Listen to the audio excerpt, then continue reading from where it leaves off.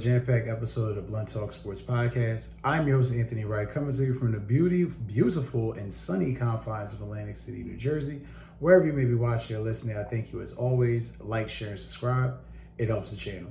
You can check the Blunt Talk Sports Podcast not only here on YouTube, but on Apple's Podcasts, Spotify, Patreon, Substack, Trovo, and as well as on Podbean. Happy to be here with you guys on this beautiful September 26, 2025. This episode is going to be recapping the Seattle Seahawks and Arizona Cardinals game last night on Thursday Night Football.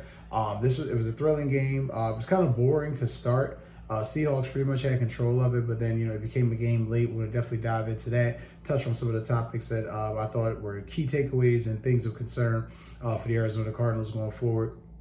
But before we do, I definitely want to make sure we give a shout out to several friends of the show. If you guys have watched the show avidly, or you guys are, newcomers, definitely make sure you hit that subscribe button. But nonetheless, I'll say if you are new to the show, several friends of the show be StubHub and Viagogo, the number one and number two leading ticket resellers in the world to live events, shows, and concerts. As you guys will see here on the screen, it is NBA season is coming up. WNBA season is already in full swing. NFL tickets are available. I implore you to definitely check that out. College football tickets also, if you're interested, they're definitely there. You'll see here from the listing from Viagogo of the current tours and promotions going on in the UK currently right now. Definitely a beautiful time to get out. Definitely a time to get out with friends, your family, your loved ones, whoever it may be that you have special in your life. Make sure you're doing something great. Get out to these events. Make time, have fun. Again, to StubHub and Viagogo, the number one and number two leading ticket resellers in the world for live events, shows, and concerts. And for my avid gamers out there, I implore you to check out Sony PlayStation Direct within the description box with the link in this video. You'll be able to search for controllers, accessories, things of that nature, anything that you need to immerse and enhance your PlayStation experience. I implore you to check it out. Sony PlayStation, more than a game. All right, guys, so we're going to hop right into this episode, early bird episode this morning. It's 7:28 Eastern Standard Time on a Friday morning. Definitely want to make sure I delivered this episode and did a recap of the game last night. Thrilling game last night between the Cardinals and the Seahawks. Definitely lived up to the billing late. As I stated previously in the beginning of the game, didn't really seem like there was much going on. It was pretty stagnant. Clearly, the Seahawks had control of the game. It took the Cardinals forever to really get a drive going. I mean, to be honest with you, the Cardinals didn't even score a touchdown until the fourth quarter. And that was on an 11-play, 58-yard drive. You look throughout the rest of the game, it's a lot of field goals, a lot of settling. Can't finish drives. Just really shitty football from Arizona. Their offense is stagnant. I said that several times throughout the game in my notes. The offense was very stagnant. It looked like they were just dying on the vine. Just a lot of things where if you're Arizona, those flaws, the inability to fix those problems, 4 games in, kind of startling, because you would kind of think that you would kind of have an idea of what you're trying to do. Arizona's offense is just not good. In contrast, though, Seattle played outstanding. Sam Darnold was electric last night. I'll just give you his numbers: 18-26, 242 yards, touchdown. Now, he did get sacked 3 times, but the reality is Sam Darnold, like I stated in the preview video that I implored you guys to check out. Hopefully you did check it out before you made your bets or anything last night. Like I said, but nonetheless, I said in that preview video, Sam Darnold, his history against the Cardinals, he usually puts up decent numbers. I mean, he had damn near a 70% completion percentage against these guys last night. It just shows you, again, the Cardinals really are a bad football team. Jonathan Gannon has kind of disguised them because the defense is more or less the heart and soul of the team. He's kind of fixed some things up, but the news flash to it is the Cardinals fucking suck on offense. And the writing was on the wall for the Seahawks to win this game. Running game was also effective last night. Yeah, Kenneth Walker getting 81 yards on 19 carries. Zach Charbonnet also 12-39, but the yardage wasn't really the story. He was able to get in the end zone when the time came, when the situation called for it. I mean, hell, you even had Sam Darnold with 1 run for 24 yards. So Seahawks offense was clicking. Seahawks were doing everything they needed to. Shout out also to Jackson Smith and Jigba. Clutch catch towards the end of the game to put the team in position to get the field goal. But 4 receptions, 79 yards. And that was on 5 targets. So hella efficient. Like the way that the ball diversification, the way that Seattle has spread the ball around. Arroyo got some catches. Barner got some catches. Walker, Cooper Kupp, Jake Bobo. everybody within the skill positions, players touching the ball, whether it was wide receivers, running backs, they all had a hand in it. So credit to the Seattle Seahawks for their game plan and what they did. They definitely stuck to business and definitely did exactly what they were supposed to.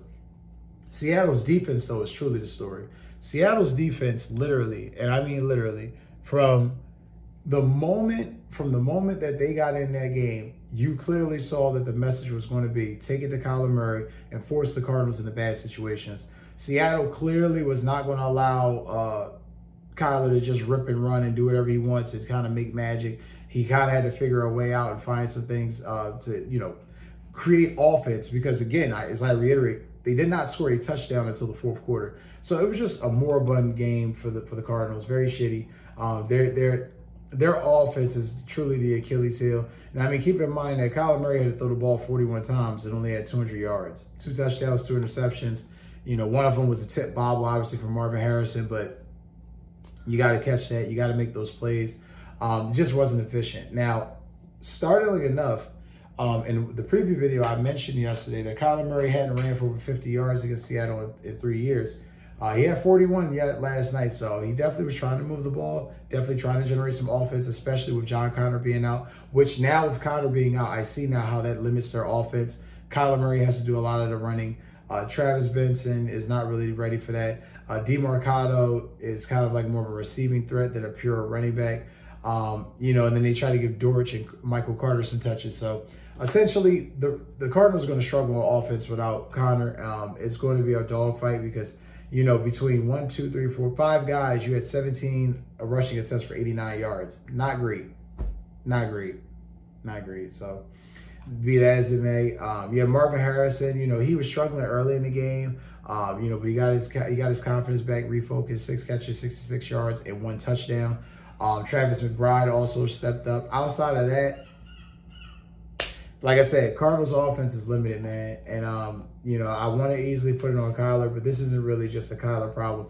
This issue is the fact that systemically from Cliff Kingsbury to now, they're limited on what they can do. They're limited on the style of offense they can run. Maybe that's a big factor. That's obviously Kyler. I don't know, but the Cardinals are definitely going to do some soul searching because they have not beaten this team in 8 matchups.